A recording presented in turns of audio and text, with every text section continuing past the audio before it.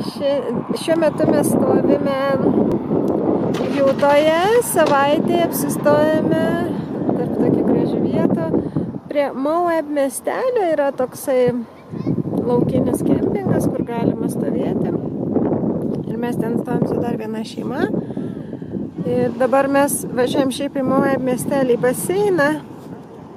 Bet pažiūrėkit, čia pakeliu ir tokias didelė kopa.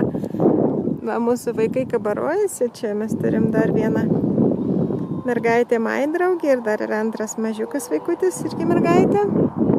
Viršų yra Kristoferis ir štai jie dabar kabarojasi į tą kopą, bandys kažkaip ridentis nuo jos turbūt.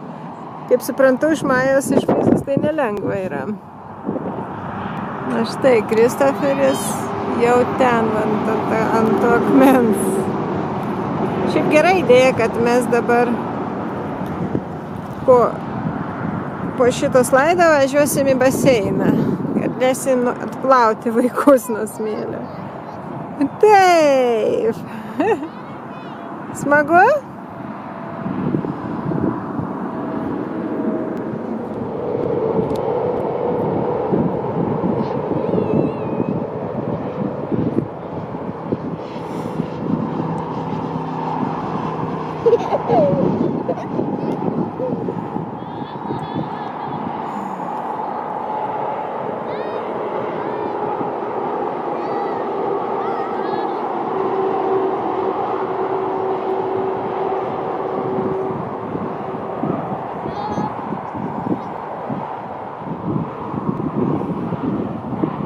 Na, aš esu dabar maždaug per vidurį.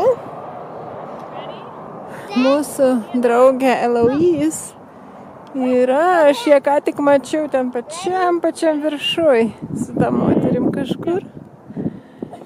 Maja čia žaidžia. Butelį rado, aišku, žmonės prišiukšlina tokią vietą.